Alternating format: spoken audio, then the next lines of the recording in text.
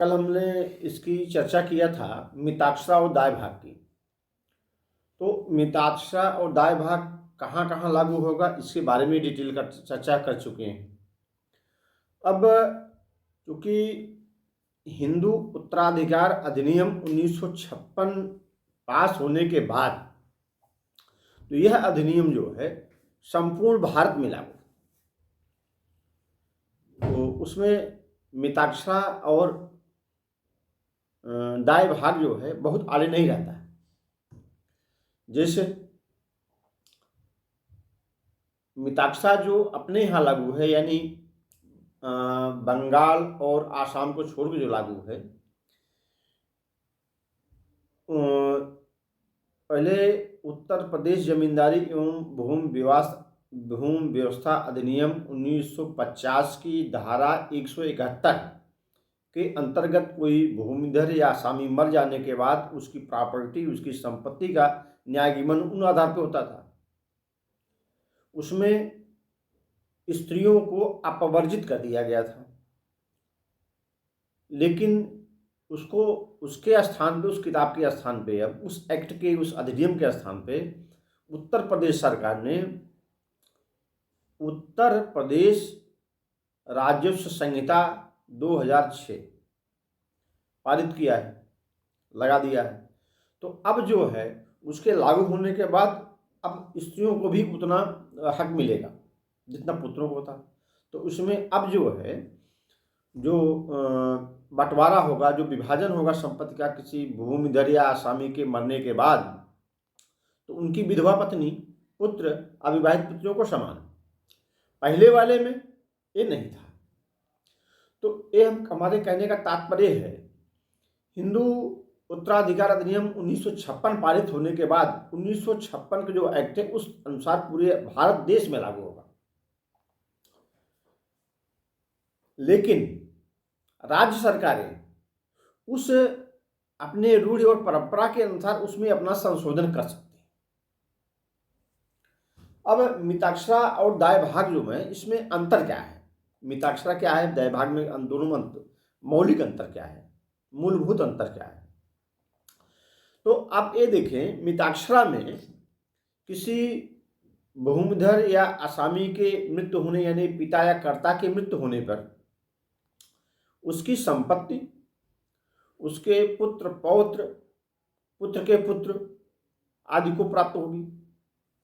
इसमें मिताक्षरा शाखा में इसमें संपूर्ण प्रॉपर्टी जो है कुटुंब की, एक परिवार की संपदा, संयुक्त संपत्ति मानी जाती है, संयुक्त परिवार होता है।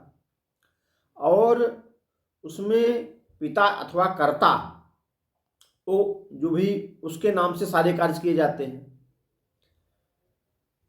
जब किसी व्यक्ति का जन्म होता है तो जन्म के समय से ही वो अपनी संयुक्त संपत्ति में उसका अधिकारी हो जाता है, संयुक्त संपत्ति में उसका भी अधिकार हो जाता है जन्म से ही, जैसे जन्म लिया।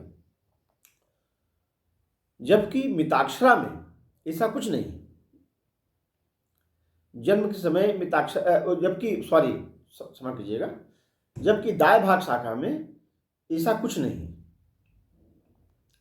उसमें जन्म से नहीं, उसमें मिताक्षरा शाखा में जन्म से ही कोई व्यक्ति जब जन्म लेता है तभी उसका अधिकार संयुक्त प्रॉपर्टी, संयुक्त संपत्ति में हो जाता है। लेकिन दाय भाग में उसका अधिकार पिता अथवा कर्ता के मृत्यु के बाद होता है, तुरंत नहीं होता है।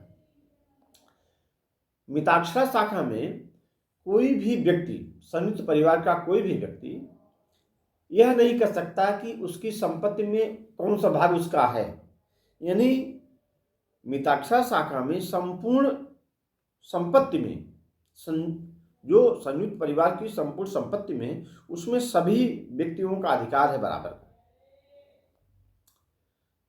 और वह व्यक्ति जो है संयुक्त परिवार की संपत्ति को विभाजन के लिए वो मुकदमा कर सकता है, बात दायर कर सकता है कि हमारे, और जब तक वो बंटवारा उसका नहीं हुआ है तब तक वह उसका वो ये नहीं कर सकता कि हमारा या इस भाग पे हमारा है, इस भाग पे हमारा नहीं है, यह भाग हम लेंगे, ये भाग नहीं लेंगे, तब तक वो नहीं कर सकता।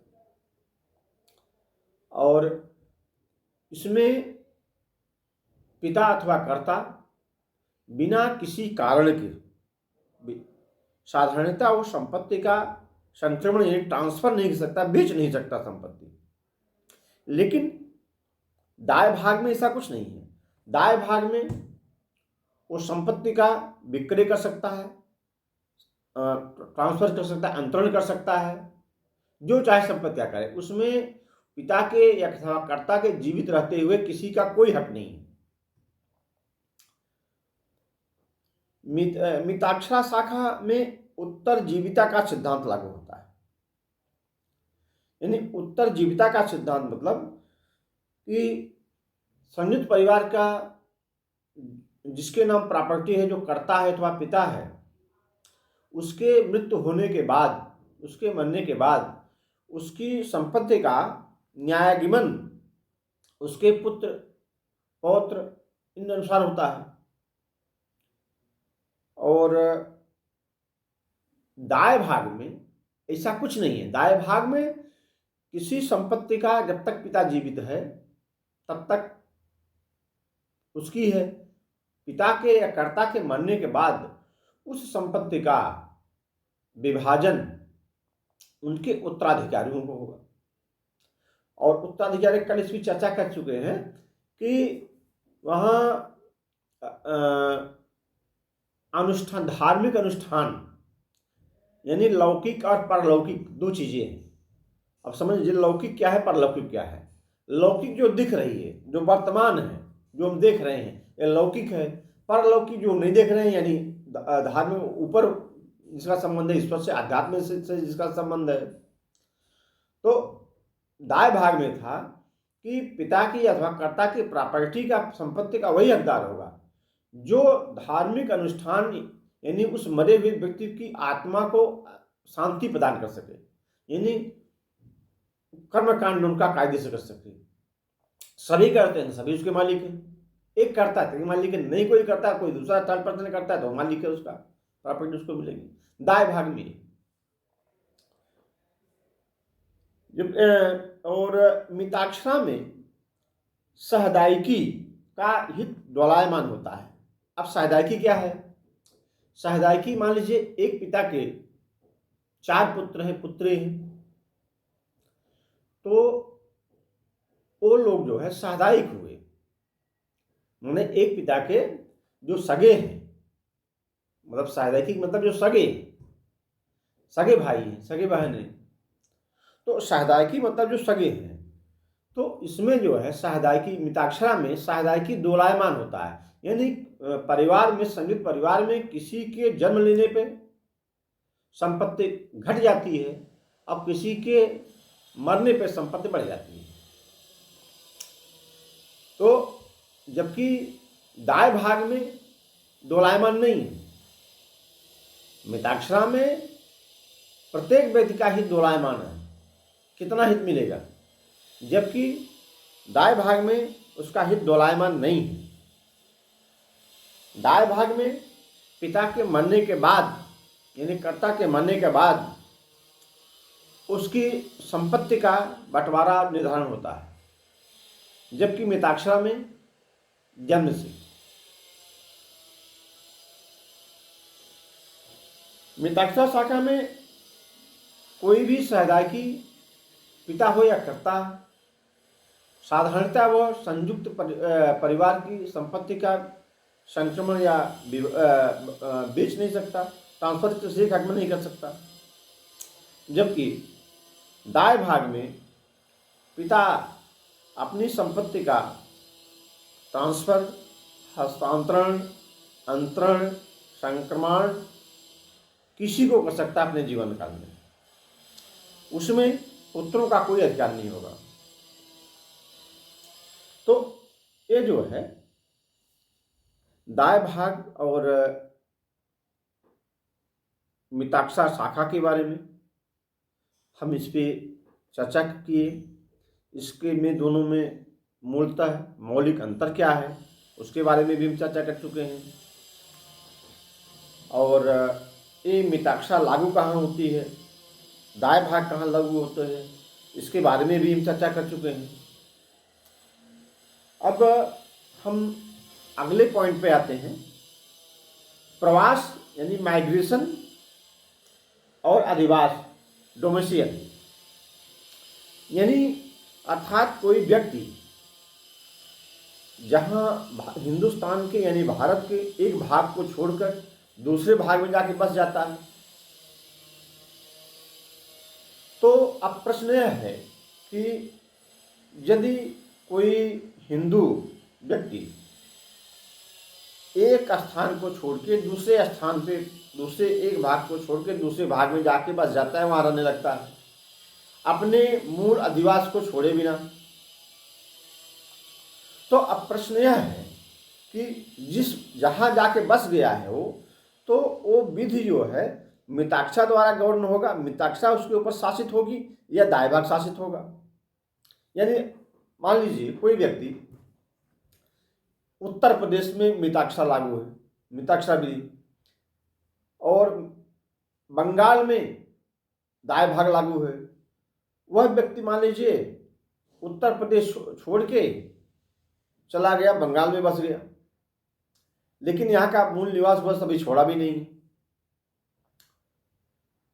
तो प्रश्न यह है कि क्या उसके ऊपर वहाँ का दायभाग लागू होगा या मिताक्षरा। तो इसका उत्तर यह है कि जब कोई व्यक्ति प्रवास करता है, जाता है, तो अपने साथ वो उसकी विधि है उसको भी अपने साथ ले जाता है। यानी कोई व्यक्ति उत्तर प्रदेश से जाके बंगाल में रहने लगा तो अपनी विधि भी, मिताक्षा विधि भी अपने साथ ले गया। अब वहाँ जो है कोई मामला होगा, कोई समस्या आएगी, कोई विवाद होगा, तो मिताक्षरा विधि से द्वारा शासित होगा वो। अब कोई बंगाल छोड़ के उत्तर प्रदेश में आ गया तो वो विधि जो है दाय भाग से शासित होगी, न कि मिताक्षा से। अब मान लीजिए वो छोड़े बिना चला जाता है, बस जाता है, या अपना जो मूल स्थान है वो हमेशा के लिए छोड़ देता है, बेच डालता है, बिक्री कर देता है कि हमको नहीं आना है यहाँ। मान लीजिए कोई प्रॉपर्टी अपना उत्तर प्रदेश में बेचकर कि अब नहीं आना है हमको, और चला गया बंगाल में रहने लगा। बंगाल में दाय भाग लागू है विधि, और उत्तर प्रदेश में मिताक्षा विधि लागू है। तो अब वह व्यक्ति जो है मिताक्षा द्वारा शासित होगा अथवा दाय भाग द्वारा। अब यहाँ इसका उत्तर यह है कि जब कोई व्यक्ति, जब कोई हिंदू नागरिक अपने मूल स्थान को छोड़कर कहीं दूसरे स्थान पे अस्थायी रूप से बस जाता है तो भी वो अपनी विधि साथ में लेके जाता है, अर्थात वह मिताक्षरा ही अपना साथ में लेकर बंगाल भी जाएगा। तो जो वो उसी द्वारा शासित होगा। कोई समस्या आएगी तो उसका नियागमन, उसका निर्धारण मिताक्षरा विधि द्वारा शासित होगा, जब तक कि वहाँ की विधि वो स्वीकार न कर ले या उसको यहाँ की अस्वीकार कर दे और उसको स्वीकार कर ले। लेकिन अब कहीं दूसरी जगह मूल हमेशा के लिए बस जाने पर, अस्थायी रूप से बस जाने पर, तो उसको साबित करना पड़ता है कि हम जो है हमारे ऊपर मिताक्षरा विधि शासित होती थी, मिताक्षरा विधि द्वारा हम शासित हैं, इसको साबित करना पड़ेगा। जब साबित नहीं कर पाएगा तो वहाँ दाय विधि ही लागू होगी उसके ऊपर। परंतु यदि कोई स्थानीय विधि वहाँ है और राज्य सरकार अनिवार्य कर देती है तो उसके अनुसार वह शासित होगा। अब मान लीजिए कोई व्यक्ति हिंदुस्तान से जाके, भारतवर्ष से जाके ब्रिटेन में कोई बस गया या कोई अमेरिका में जाके बस गया, अब वहाँ अपना विवाह कर लेता है, तो वह विवाह भी हिंदू विधि के अनुसार, मिताक्षा के या दाय भाग के अनुसार शासित होगी, न कि वहाँ की जो मान्यताएं विधि हैं उनके अनुसार शासित होगी। परंतु यदि वहाँ का कोई कानून बना है, कोई एक्ट या अधिनियम बना है विवाह से संबंधित, तो उस वहाँ का जो एक्ट है, जो वहाँ का अधिनियम है, उसके अनुसार वो शासित होगा, भले ही वह हिंदुस्तान का नागरिक हो, भले ही उस पर मिताक्षरा अथवा दाय विधि लागू हो, लेकिन वहाँ का जो एक्ट, वहाँ का जो नियम बना है विदेश का, वहाँ शादी करता है, विवाह अपना करता है वहाँ, तो उस विधि द्वारा, उस विवाह अधिनियम के द्वारा वह शासित होगा, न कि हिंदुस्तान के विधि या अधिनियम के द्वारा शासित होगा। अब ये धर्म परिवर्तन के बारे में हम बताएंगे, जो है चूँकि चैप्टर थोड़ा सा बड़ा है, इसलिए इसमें बृहद थोड़ा हो जाता है, थोड़ा डिटेल हो जाता है। अब हम धर्म परिवर्तन के बारे में इसकी चर्चा कल करेंगे।